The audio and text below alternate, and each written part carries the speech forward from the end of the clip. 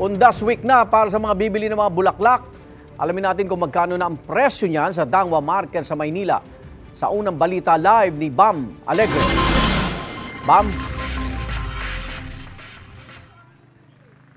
Igan, good morning. Ilang araw na lang undas na pero hindi pa rin tumataas yung presyo ng mga flower arrangement dito sa Dangwa, Quezon City na angkop para sa mga dadalawing sementeryo.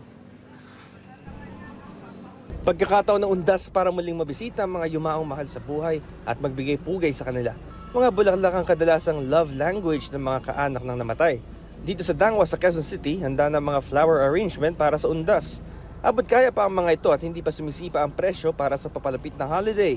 Ang pinakamaliit centerpiece kung tawagin 100 pesos.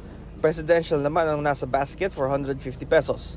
One side ang tawag sa mga pahaba at makukulay na mga bulaklak na ito, 700 pesos. At ang magarbong spray na pinapangunahan ng Stargazer, mayabong na bungkos ng mga bulaklak, 1,500 pesos. Sa mga may mausoleo, mabenta rin ng mga corona na 3,000 pesos ang halaga at napapalibutan ng mga Malaysian moms. Hindi naman ito kaagad malalanta kaya maiging daigin ng undas rush. Hindi naman kasi mga matitibay naman yung nilalagay sa mga kagaya nito. Yung araw usually tumataas yung mga bulaklak pang undas, sir? Ano na po yan, mga 31, tapos pichaw na po.